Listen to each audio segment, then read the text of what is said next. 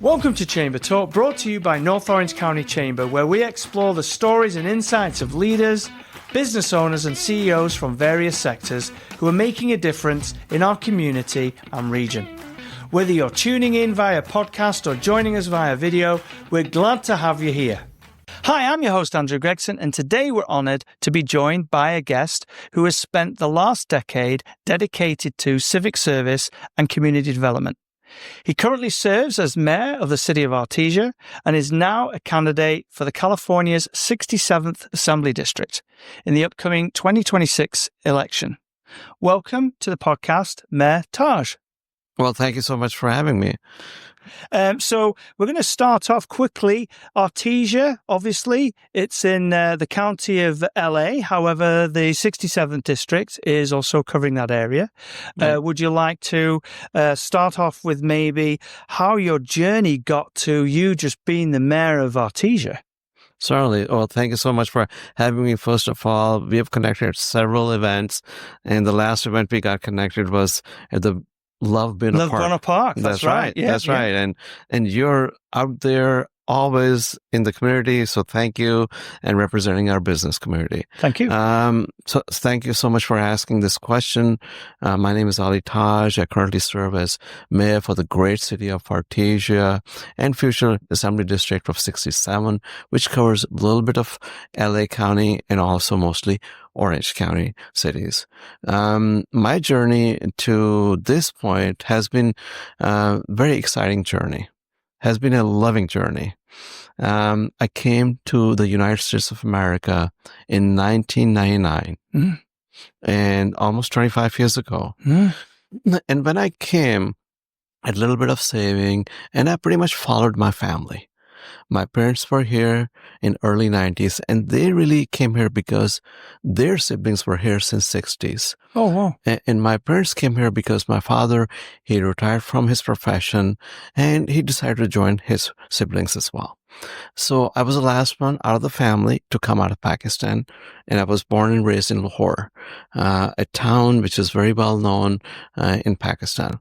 I completed my education, economics and political science as a degree, and then master's in public administration. When I came here, I had that American dream, that everyone has in the rest of the world, even in the United States of America. When you come here, you get a job, and you start your career, and you make something out of nothing. And, when I came here, I had 2 degrees and a master's, and I looked for a job, whether I was, and I looked for a good job to get, but I did not find that good job. I did not find any job for that matter. I looked around for a month, 2, 3, and my savings were depleted and everything was gone. And I was at a point where I need to put food on the table and raise my family. And I said, look, at this time, either I'm overqualified or underqualified. That's the response I was getting from my resume. I said, I'm going to take anything. So my first job was in Artesia, mopping floors, and also selling electronics at the local electronics store, which was back in the day was The Good Guys. Okay. And I was selling televisions, big box televisions, and those CD-ROMs. So those were really big and popular. And I was making $4.25 an hour. Yeah. Back in the day. Wow. And we can't imagine that. No. Now we're looking at $30 an hour. So that was my real start. I did that for about 6 months before I became a financial advisor with American Express Financial Services. All right. And I put myself through schooling for financial services, and I became one of the top financial advisors for Southern California. I took a management route with American Express, became regional manager, division manager, and then rose up to the level of being a vice president for American Express Financial Services. And the reason I became vice president was I was happy with regional manager, but my senior vice president came to me. He said, this district is not doing well. I'm going to give you this chance to make it successful. And if you do, then I'll promote you to be the vice president. I said, well, I'll give it a shot. Sure, why not? Yes. Right. So I gave it a shot, and it was one of the top. It was on the bottom, one of the bottom percentiles. Mm-hmm. And in about a year, we took the entire district to the top percentile with American Express Financial Service. When I say we, that means my team and myself as well. Congratulations. That's amazing. Thank you. That's great. So that's my story as to in the corporate side and really where I came from. But when I entered into politics was almost about 11, 12 years ago. And the reason I decided to go to run for the office for local city council was because really at that time, it was 2013, was a time when most of the cities from 2007 and 8 did not recover financially. Mm-hmm. The financial debacle that happened, and a lot of cities were going through and same was the case with Artesia. Artesia had cut its workforce. It was going through some real major financial issues with almost about to go to the bankruptcy level. Wow. So I said, look, Artesia was the place which opened up its arms. It really was the place which gave me my first job. Right. Help you build yourself, right? Myself. From nothing. Mm-hmm. This is a time I should consider to give back of my business experience, being a small business owner, working at the corporate level. And this is a time where I should really, because at that time there was, the council was very different, did not have that business experience of the council. Sure. And again, I'm not saying anything bad about the council. No. It's just adding something to the council. Of course. And that was my motivation to give back and add something to the council. And 2013 was the first time when I ran, and I was told, look, you'll never get it because you're running for the first time and typically you have no experience. You're the new kid around the block. Right. You come from this corporate world and business background, and what do you know about politics? Even my dad said the same thing. Right. Hey, yeah. And I got no endorsement, zero endorsement. The only endorsement was the voters' endorsement, Well, that's a good one. So I ran. I said, look, I'm going to give, my heart is there and my intention is there to really, give back. Right. And, I'm going to do whatever it takes to give back. Right. And I looked at myself in the past. I said, look, I worked hard and there's no reason if I work hard, I cannot give back. Right. That was my whole intention. Sure. So I walked around the city, not one time, not two times, but 3 times. Right. And shook hands and understood the issues and just really connected with people. Right. And really connected with people at person to person. Sure. And, first time around, I was elected. And that was just connecting with people, understanding the issues, and just, that was it. But I also went around the 4th time. And my 4th time was once I was elected, I said thank you to everybody. Right. And most people said, people don't come back. Couldn't believe that. Right. Don't come back. Yeah. They just, if they're elected, they're in the office. You go. Thank you very much. Until next time. Right. Exactly. So that was my intention to say thank you was, it is connecting with people. Mm-hmm. And that is always something that is very important to me. So that is the reason why I ran. And my story is that American story. Yeah. It's your story. Yeah. You came here. Yeah. And everyone who comes here, whether first generation, second generation, third generation, and this is the line of opportunity, really. Mm-hmm. No, and really, that story is the story of a success story of any American. Yeah. No, you're totally right. And then, understanding the fact that, you got to go on the ground and work your way up. Mm-hmm. It was hard for me. Mm-hmm. Those first 6 months, I was extremely frustrated. Right. Hey, look, I have 2 degrees. Yeah, exactly. Yeah. I have a master's. Yeah. I'm in the U.S. Mm-hmm. I've been told this American story, but what am I doing here? Right, Mopping floors and Yeah. selling electronics for $4 a term doesn't make sense. Right. I'm going to quit, go back. Right. But I stuck in there and really worked my way through anywhere from the ground up. And this is where I am. Why am I running for a state assembly? That was your other question. And the reason I'm running is again, something which is personal to me. My son lives just down the street here in the city of Fullerton, along with his wife. And we just celebrated our granddaughter's first year. Oh, cool. Yeah. But both my son and my daughter-in-law, they work. But they cannot buy a house. Affordability has become an issue not only in Orange County, but across our state of California. Yeah. It's very expensive, isn't it? It's extremely expensive. Yeah. So affordability is something that that's personal to me. Sure. This is my personal story. Right. That my son, it's not only my son, it's not only my daughter-in-law. It's everybody's sons and daughters, isn't it? Right. Everyone's son and daughter are my sons. Because that's how I look at it. Because if my son can't do it, then any son of California, after graduation, after doing 2 jobs, they can't do it. So that is a story so back then I could do it. Now affordability is becoming an issue, has become an issue. So as state legislature, that's something that is important for me to look at. Not, I'll be elected from 67th, hopefully, but do I only represent 60? No, I represent the state of California. So that's kind of a little bit about myself, why I'm here, where I am, and where I'm going to go. Well, thank you for sharing that. I appreciate it. That was a really nice.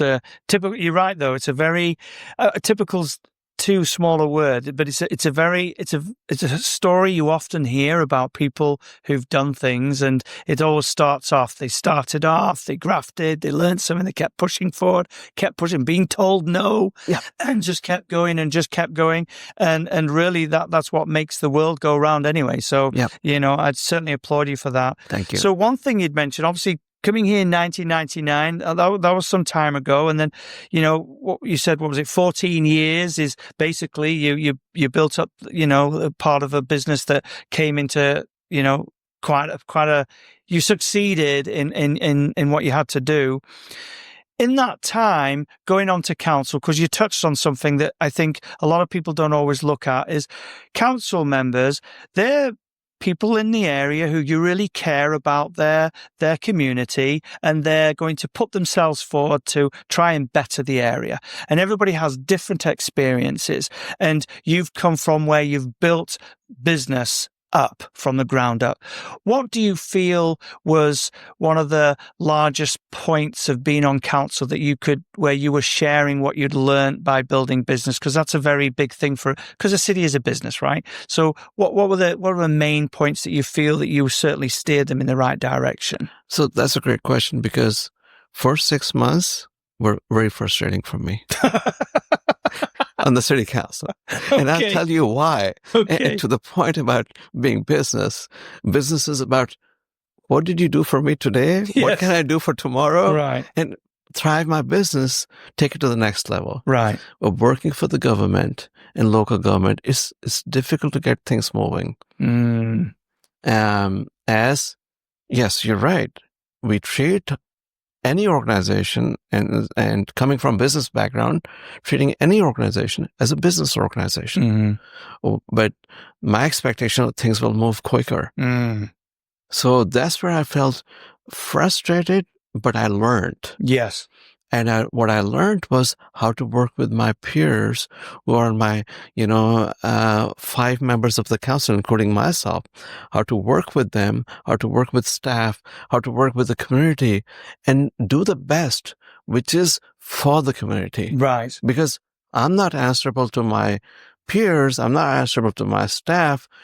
I'm answerable to my community who elected me, who voted for me. But at the same time, how can I work with my community as well as my staff and the peers to deliver the best results? Right. And those best results are delivered when we actually work collaboratively, not just in these three buckets, but also working collaboratively with the state. Right. With the county. Yeah. All these other governments, which I was able to learn over time.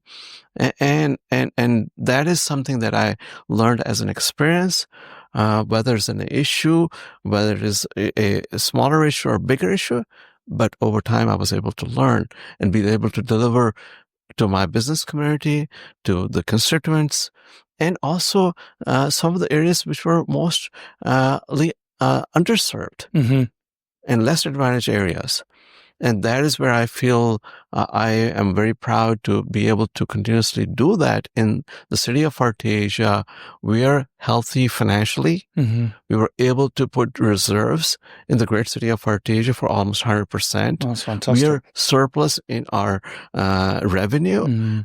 And we continue to thrive when it comes to issues, when it comes to businesses. We continuously attract new businesses. We are mostly retail thriving economy, as well as we also continuously keep our public safety issue as top priority issue. And when it comes to crime, we are one of the lowest in the county. Wow, well done. That's amazing. So that's good. Again, I'm not trying to beat my own drum. No, it's just the facts, right? And we work, when I say that, our council members, staff, we work together. And listening to the community members, we have Neighborhood Watch community meeting. We have a very thriving chamber. We have lovely business people out there who are always there to be saying how these are things that you can improve upon, and we are there to listen. So I appreciate you sharing that about the business part. And yes, I can see why you would feel this frustration, but clearly, obviously, everybody feels in Artesia that you're the right person for the job, because this is your third time as mayor now, right? That's correct. So switching over a little bit and switching those hats, what do you feel being the mayor of Artesia has actually taught you about public service and is potentially helping you get to the next level? Well, look, being mayor in the great city of Artesia, and the fact that, I came in 1999, I was first elected in November 2013. That is extremely, how should I say, it's a blessing to be the mayor of a town that you land in just 14 years. Yeah. Crazy, isn't it? What does that tell you about the lovely country that we live in? There's no other country could do that. You could never do that. I could not imagine doing that anywhere else. So being the mayor 3 times of the town that you land is absolutely profoundly amazing. One can never even think about that. Right. That's very touching. Yeah. That's extremely being in this country and work your way up. Understand, how you can connect with people, and not only your personal struggle, but their struggles too. Right. That tells a lot about not only the country, the city, that the city and the country and the state looks at, if you are sincere to the cause and to the issues, you will be in the office to help them. Now, you mentioned a little bit earlier, obviously, when you first got in, there was a few frustrations, but you learned a lot by working with people, working relationships, how things went, which I think is probably, maybe that was somebody's plan from upstairs there, right, or what have you. But I think that was a good point.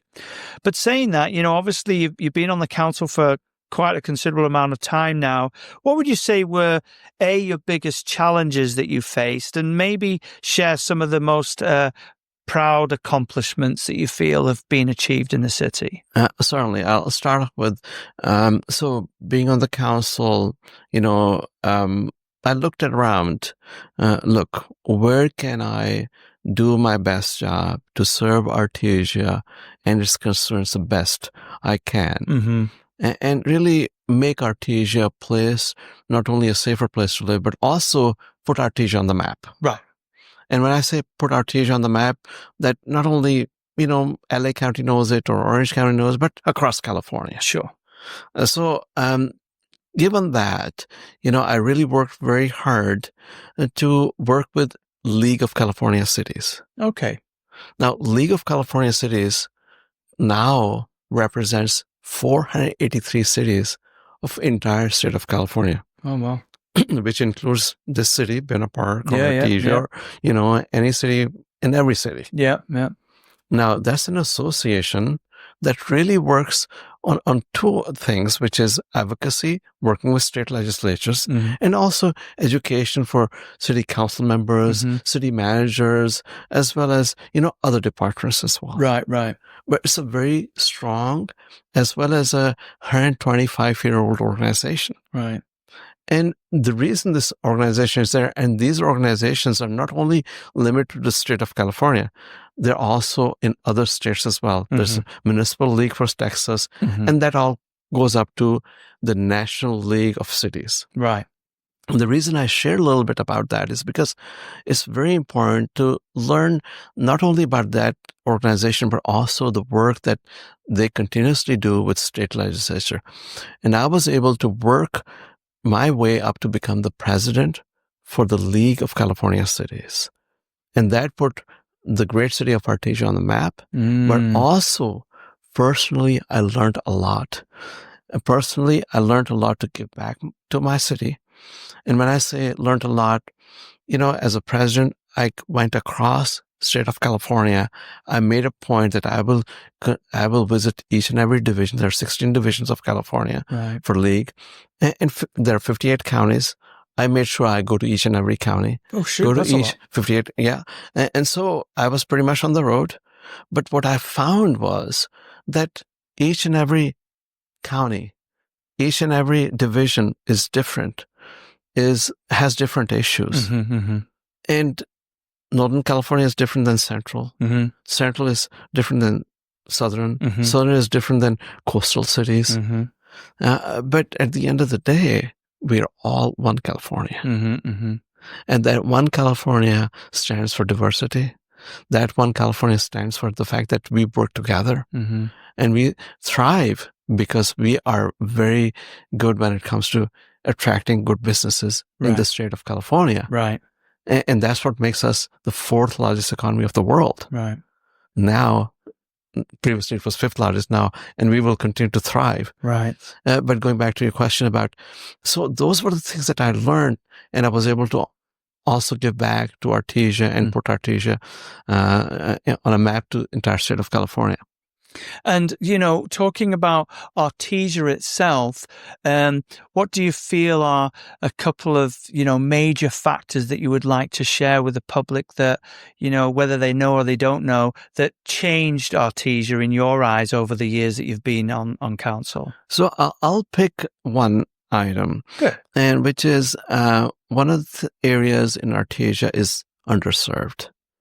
And one of the things that I actually took up as a new council member when I was elected in 2013 was to actually uplift this area and reduce crime. Okay. Reduce crime was my number one and key thing. Okay. And the way I did that was actually uplift it by increasing the lights. I literally tripled the lights in that area. Street lighting. Street lights. Okay. Street light. Okay. So those lights really elevated the area. People were scared to even walk at nights. Okay, fair enough. So uplifting the area was infrastructure, completely build the roads, sidewalks, new stop signs, new stop lighting, as well as lighting, and then also was able to get grants for a new for the park and to expand that park. And anywhere from $5 million up to $10 million. Wow. Just for park money. Right. So that area has less in crime now, uplifted infrastructure. Park is going to be all revamped. So that is one area that I feel very proud that I was able to do that and give back to the community, which was underserved. And we were talking about Senator Archuleta. Yeah. Senator Archuleta was the first one to actually step up to give us that park grant for $5 million. Oh, look at that. And that is huge for a small city like Artesia. That was the first, when he was elected, that was the first grant that he actually worked. He came to that park, he saw, and really he said, look, I'm all out. Wow. See, I love to hear those stories, because that's sort of like money going to really good use, isn't it? Yep. And we don't always see that. So I really love to hear that story. Well done. That's amazing. Just out of interest, are you under the LA Sheriff's Department? That's correct. Okay. Yes, we are a small city.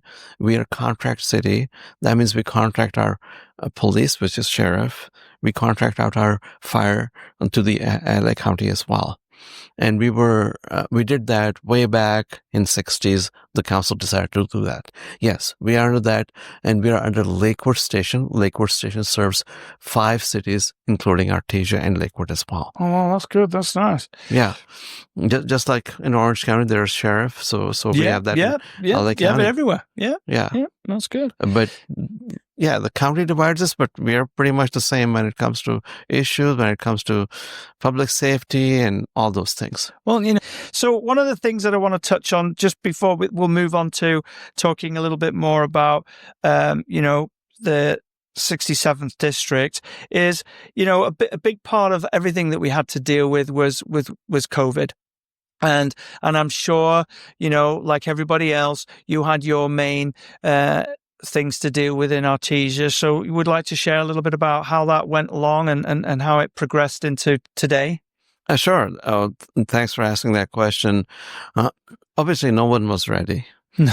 And especially, when it comes to, everyone was confused. What's going on?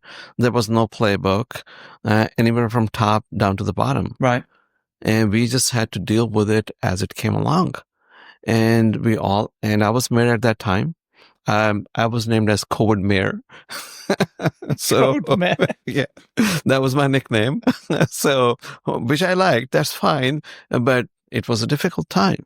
It was a difficult time for the country. It was a difficult time for the world. Yeah. And especially for communities such as ourselves. Right. And like I said, there are no boundaries. No. But this also created absolutely no boundaries. Right. But one of the things that I was able to do was to start a launching pad. And the launching pad was to actually do a food drive. And that was launching pad for LA County. And yes, everybody started doing it, but again, not to my own, beat my own drum. Sure. We just started from a small store, right, setting out, hey, we're just going to have a drive-by. Mm-hmm. And then others came in and started putting things together, and it became from smaller to medium size and bigger. And then, the county jumped in, and then we were starting to doing it from the library, and lines were all the way up to 3 miles. And I feel I still have the video with the small one that we started with, and right, it grew, and I'm sure others were doing it as well. Mm-hmm. But I feel proud that I started that in this great city of Artesia, right? And then we started also the PPE, that drive. Mm-hmm. And then when others looked at it, there were other organizations jumped in, and like we were talking about LA Sheriff as well as LA Fire. So I was able to actually put something together and get almost 1 million masks to LA Fire. Wow. And that was donated. I was able to put all these organizations together and say, okay, well, let's bring it to this forum, and still have it, all the pictures and videos and all that. So a lot of things were done to support our community and beyond. You're right. And beyond. It was about everyone. Yeah. And making sure that we continuously serve without looking at the boundaries, looking at anything. And we're there for humanity. You know what, Mayor Taj, that was a great lead in to my next question. Sure. Is when you were talking about there's no boundaries, it's for everyone, which is sort of like your mindset, going into the assembly. Now, so running for Assembly District 67, what you mentioned briefly before about being inspired because, your son looking at affordable homes and what have you. But I know there'll be a little bit more than that. So what drives you to put yourself on hold there and go to Sacramento every day of your life? Look, there, of course, affordability is an issue for entire, not just District 67, Right. and not just Artesia, not just Bina Park. It's for everyone. Yeah. In the state of California and across the country, but more so for our state is an issue. It's not my son. It's a son of California. Right. It's a daughter of California. It's every youngster who graduates and comes out and is on his or her first job. Sure. And be not able to buy their first home, which was a dream back in 70s and 60s and 80s. This is the dream that we actually look for after graduation. Yeah. And cannot even pay a down payment. Yeah. And when we look at housing, it is, $1 million plus. Mm-hmm. Just the mortgage itself is 7,000 or 8,000. What about PMI? What about other things? You have to be making 15,000, 20,000 to be able to. That's crazy, isn't it? Yeah. So the question is, can a graduate, can a graduate get a land job of 200,000 to be able to afford not only a home, but groceries? Yeah. And anything else and everything else above that. It's very difficult. Well, to be fair, even rent is that much higher. That it'd still be a struggle. Yeah. It's still not the same. And many folks are coming back, and many children are coming back to their parents because they cannot afford the rent. They cannot afford buying a house. You're right. And we're looking at a very different future than what we were looking at. So we have to look at, as state legislatures, to not just look at state legislatures, but also work with local communities. And local communities are not just the cities, but also the counties. So we have to partner up and work together to fix this problem.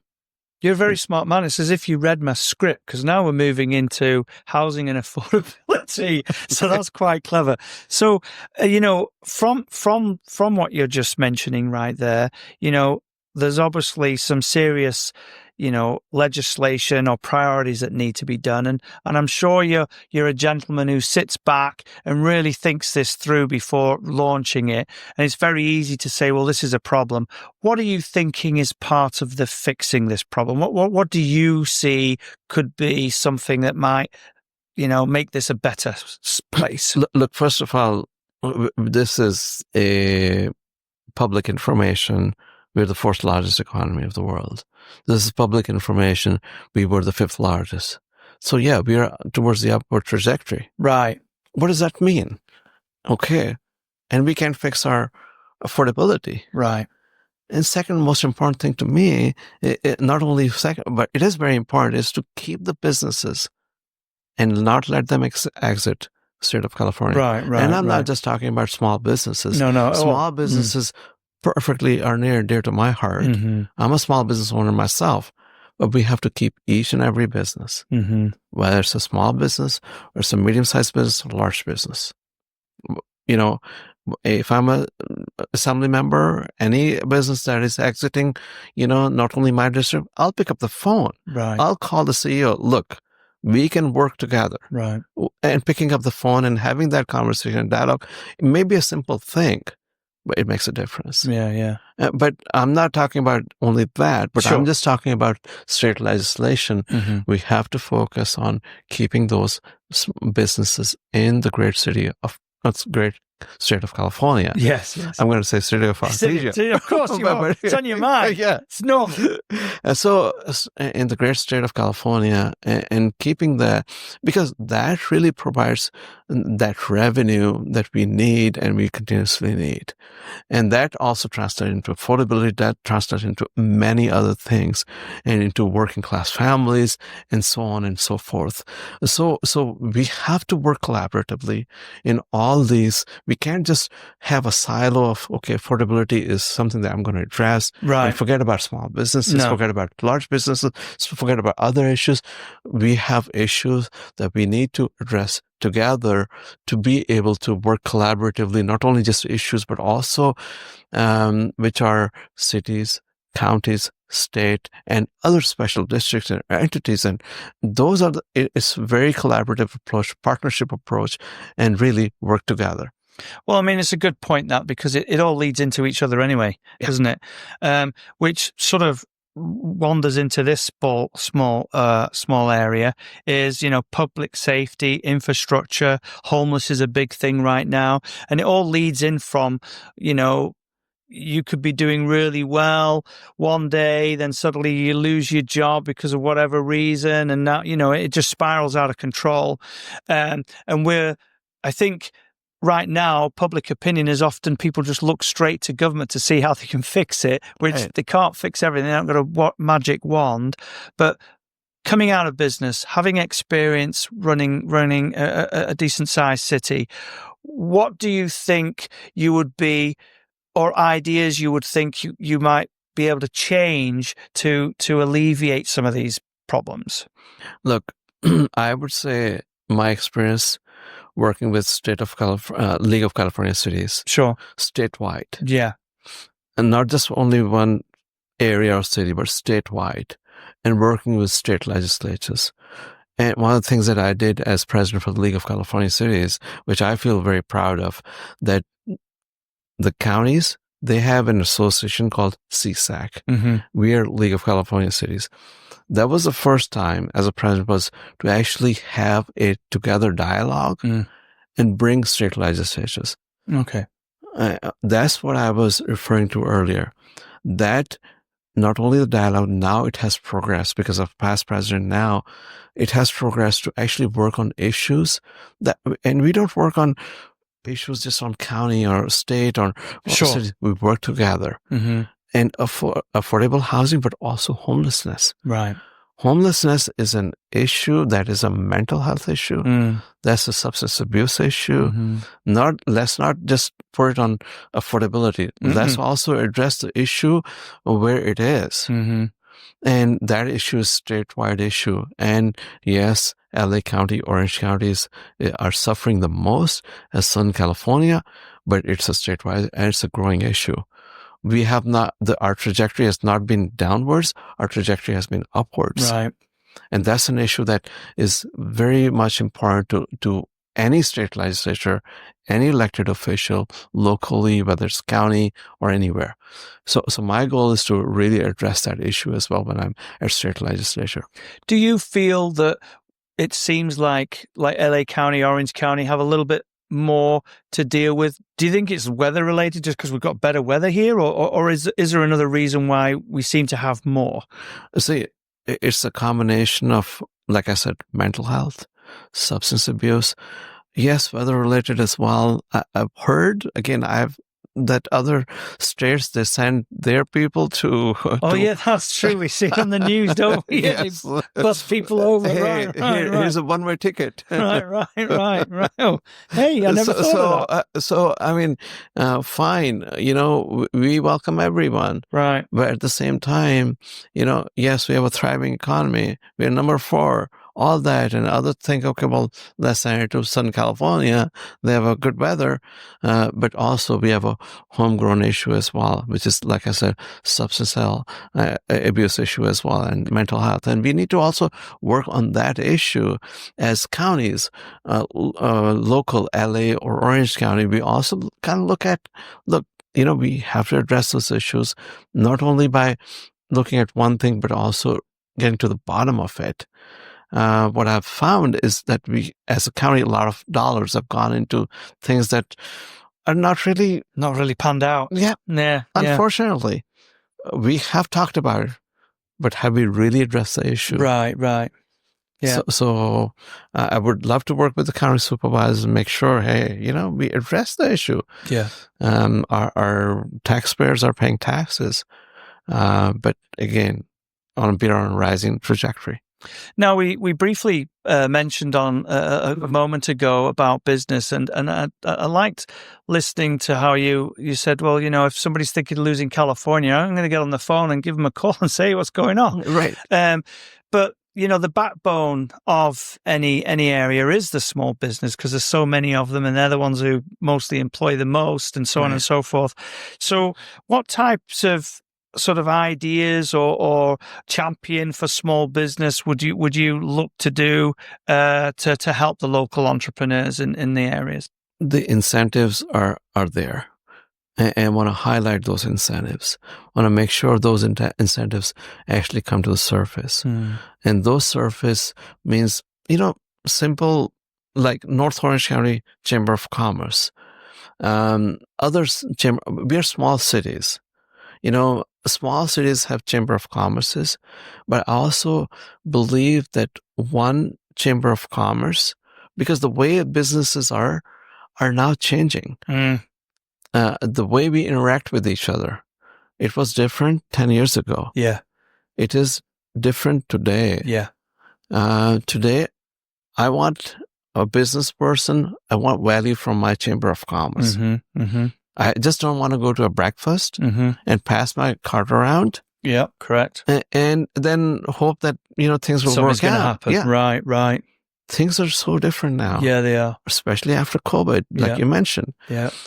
Things are moving. So we got to look ahead. Yeah. How we can surface those incentives out there and how we can actually promote and not just only have one Chamber of Commerce of Artesia. Sure, that's great. But I say, well, collaborate with other Chamber of Commerce. Sure. Collaborate with North Orange County Chamber of Commerce. Yeah. So the value for small business owners can be uplifted, can be to the next level of elevation. Right. I mean, simple things and small things. Yeah. And really take a leap forward as an elected official to be able to highlight those businesses and making, simple stuff when it comes to a local city business licensing. Improve the turnaround. Yeah. We can't have like someone waiting for 2 weeks or 3 weeks, like I told you. Permitting. Permitting. Yeah. You could be out months. Yeah. Businesses are out months of rent and they haven't earned a penny. And it's not one person's fault. You can't just blame it on one area, but you've got a big point there. Sorry, I didn't mean to interrupt. It was in the top of my mind there. Like I said, when I was elected, my first 6 months were extremely frustrating. Right. It goes back to the same thing. Yeah. I bought or leased a property to start my own business in this property. Right. And I'm waiting for permitting. I'm waiting for my licensing. Right. And so on and so forth. Yeah. And still I'm paying my lease. Yeah. And I don't have enough to carry my lease. Right. Well, how am I going to invest? Yeah. So that red tape has to come down to zero. Yeah. It has to just make sense, to be off the counter. Yeah. It has to be, okay, you submitted today. Yeah. If there are issues tomorrow, let's get them done by this week. Yeah. Not by next month. Right. Yeah, it's almost simple. A clock time, isn't it? Yeah. It's almost like start the clock. And then even if I feel that a lot of the time is because there is a lot of red tape that has to be cut from cities too that have come down from the state. So that's what you're talking about. You're going to try and fix that. Yeah. But the thing is, but maybe in between time, whilst they're trying to fix that, maybe there's an alternative where they can at least open, where they can at least start doing some type of business. So I definitely appreciate you sharing that for sure. And you're definitely right about the Chamber of Commerce. One of the largest things that we are pushing right now for all the cities that we represent is, believe it or not, there's nearly 75% of all businesses in this region do not have a website. Wow. So one of the major things that we offer is we have an e-directory, and we have a little over 500,000 people visit our directory, is we give every chamber member a directory page. So you might not be on the website, but you're going to get found through ours, because it's like having your own landing page. Right. And that is worth so much more, because we see every month we're sending hundreds of visitors through to that individual's page, which is huge. That's absolutely huge. And we'll talk about that offline, because absolutely. See, that's the value that you're providing. Sure. And that's exactly what I'm referring to.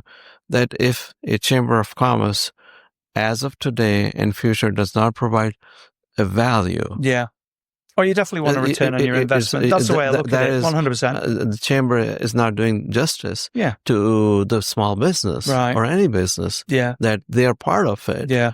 So, and you're doing a great job to provide that value, and I appreciate that.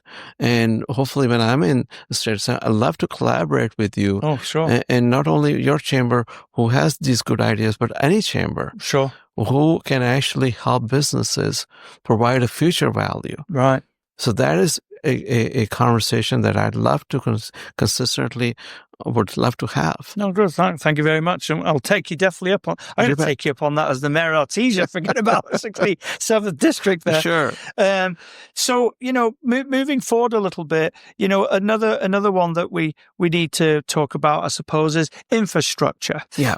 Being on a city council, you'll definitely understand that. And in fact, wow, you had a great story about how you took part of a city and basically redid the whole thing, rebuilt it. Yeah. The infrastructure of California as a whole, particularly in our area, what are your thoughts regarding how we can help make it better? That's a very good point. When it comes to infrastructure, it comes to roads, it comes to, Artesia is a small city. And we just got the estimate, if we do the entire city, it will cost us $64 million, just the roads. Really? That's not slurry? Is that relaying? Yeah. Wow. So $64 million. Wow. How many miles is that, do you think? We are about almost 2 square miles. Wow. But $64 million. That's a lot of money, isn't it? For a small city like Artesia. Right. We are a decent sized city. Yeah. But $64 million, if we look at 483 cities of entire state of California, and those are large cities, a size city like ours, and smaller cities, that's a lot of money. Just out of interest, Mayor, what's your budget? Usual budget for Artesia? So we're about $20 million. $20 million, but to do the roads would be 60. Yeah. Look at that. Yeah. So it's something that we as residents don't always think about, is it? Yeah. Wow. So the point about, infrastructure could be a lot of things. Right. Not just the roads, sidewalks. Yes. And so on and so forth. That comes. And, that is something that is important for our state of California. There are crumbling roads. Yeah. Which it's deeper than that too, isn't it? It's the waterways, there's all sorts of stuff, right? Sewage. Potholes, sewage, plumbing, all that. Yeah. We have asset on Los Angeles County Sanitation District. Their budget is well over $1 billion. And they have, workers which are almost about 3,000 people. And their, issues especially, are rising. Right. And we see that not just over in LA County, we see that in Orange County, we see that all these counties where we need to address infrastructure. And we do have the money, right? We just need to put it in the right places, areas. Isn't it? Yes. Right. But and go back to my conversation about, from counties, from cities, from state, we just need to work together to be able to address those issues. It's not that nobody's incompetent anyway. Sure. It's just we need to work together to be able to do that. Right. And I think we've got our hearts into the right place. We just need to work together. Now, you're on many, many different committees and things, and I'm sure you have a pretty decent idea. But what would your stance be regarding climate resilience, climate control and sustainable development, within that industry? Look, I'm very supportive of that, and we need to make our state of California climate resilient, and we just had wildfires. Yeah. We experienced drought in the state of California for longest times. Right. We certainly need to address those issues very seriously. Of course, housing is a very important issue, affordability, homelessness, businesses. And I'm also very passionate about working with veterans, especially in Orange County. Right. We've got a number of veterans who are looking at getting a lot of support. And I'm very passionate about that. But going back to your point about climate resiliency, that's also something very important and near to my heart. Looking at, like I said, okay, I'm elected in 67th, but am I only looking at 67th? No, I'm looking for each and every single county, each and every district, each and every city and state. If I make a decision sitting over there in Sacramento, that will affect the entire state of California. Right, of course. So I'm mindful of that. Right. I'm those are things which are important for our state. And how do you feel, last sort of question regarding the assembly. So what's your stance on education? How do you feel that's a big deal, and our current assemblywoman, so it's a big thing for her for being an ex-school teacher, but how do you feel about that? Look, I think I should have mentioned that earlier as well, but I'm sorry. It's okay. That's why I'm here asking you questions. I'm glad you bring it up. My son went to the community college. I'm very passionate about when it comes to education. I have a degree. I have 2 degrees in economics and political science and a master's in public administration. Of course, political life, having politics on poli-sci, but still, education is extremely important, near dear to my heart as well. We've got community colleges in this district.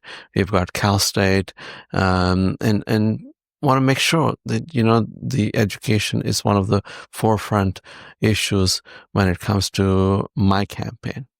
Do you feel that education's shifting in a slight direction where we're also maybe looking at not just I hate to say it, book smart, I don't mean it that way, but in certain doctorates and things like that, whereas also there's big area where people could learn. It's almost more like learning a trade, so to speak, to run those types of businesses. Do you feel there's a shift there? Not quite? What's your feeling? I definitely look. We all bring something different to the table. That's true. Okay. And somebody, like you said, would be a good book smart person, and somebody would be a good, when it comes to going to a trade school. Right. And sometimes we even don't know where is my strength. That's true. It takes a while sometimes. And it takes a lot of, stumbling. Mm-hmm. And that is very important, to be able to provide that avenue and choices for our upcoming generation, and really look into how things and world is changing. Yes, at the ground level, but also at the bigger level, as how AI is playing, how things are changing when it comes to AI especially. Yeah. So my goal is to really institute that when it comes to not just trade schools, not just into Cal State or everything, but also look at how we can keep up as state of California, how things are changing. When other 49 states, when we change something, oh, look, California is doing this. Yeah, they're all eyes on California. Yeah. So let's do something what California has done. Right. Because they are the leaders. Yeah. And when people look at that, when I say people, other 49 states look at us, then, we have a responsibility as a leader, fourth largest economy of the world, as a leader, to be able to, make our future better. And the way we make our future better is we invest into our future. And we invest into our future when we invest into our youth, into our education. That's how we make our future better. All right. So, Mayor Taj, thank you so very much for being on today. It's the time of the episode where we always ask our guests, because we might have missed something or there might be a final message. And to be honest with you, we haven't even touched on your campaign, so you might want to touch on that a little bit. But I just wanted to give you the free mic to share whatever you'd like to finish the episode off with. Well, first of all, thank you so very much for having me. And thank you so much for providing this forum, not only to myself, but to many. And you're doing an absolutely fantastic service. Thank you. To our business community and to everyone who's out there listening, and thousands of people who just don't really quite get a chance to, have this listening session. And you and I, we were talking about, look, somebody's going to be at an event, say hello, goodbye, but really not understand where this person comes from, what struggles this person has done, have been through, and how this person got here. Right. But you're providing that platform, you're providing that forum, you're providing that space for that individual, and for not only for that individual, but for the audience. Thank you so much for doing that. Thank you. And you're taking your time, you're taking your energy, and not only yourself, but you've got the entire organization behind and people working. So I want to thank you first and foremost. Thank you. And it comes from my heart. So thank you. Then I would say, and I would leave with some of the things that, I'm not going to represent Artesia or 67th District. Right. I'm going to represent the entire state of California. And the state of California, like I said earlier, everybody's going to look at the state of California. Everybody's going to look at the leadership of the state of California, and especially in these upcoming years, how the world is changing. Right. And we say that all the time. Yeah. World is changing. Yeah. And it's more important to vote for now and then later. But yes, it's extremely important to get engaged. It's extremely important. The election is next year. Yeah. It's a midterm election. We see a low turnout in the midterm, typically, historically. But I would ask the viewers out there, please consider to come out and vote. Next year is the gubernatorial election as well in the state of California. Yes, it is. And next year, a lot of things are changing. There are a lot of things that are on the ballot. And June 2nd is the primary. So please, viewers out there, listeners out there who are listening, to please come out and consider. Doesn't matter. You're independent, you're Democrat, Republican, please do come out and vote. Make your voices heard. That's my first and foremost message. And then secondly, you talked about my campaign. Yeah, my campaign is doing well, but you can learn more about my campaign. And my website is www.ali4assembly.com. Excellent. All right. So learn about my campaign, and would love to earn your support, your vote. Would love to earn. I'll be holding coffees across the district, coffee meetings, and also I plan to knock the doors. Some people say early. I see there's no early, there's no late. No. You knock on the doors. There's a lot of doors to knock around. There's a lot to get around. Yes. Yeah. And that's how people will get to know me. Yeah. And some people, they have already knocked doors. Yeah. And that's not only in Artesia, but also in Orange County. Sure. So please, if somebody knocks your door, it will be Ali. So just want to let you guys know. Well, thank you very much, Mayor. Really appreciate you coming on today. Wish you all the very best in the next election. Thank you. Thank you. Thank you, listeners, for tuning in to Chamber Talk.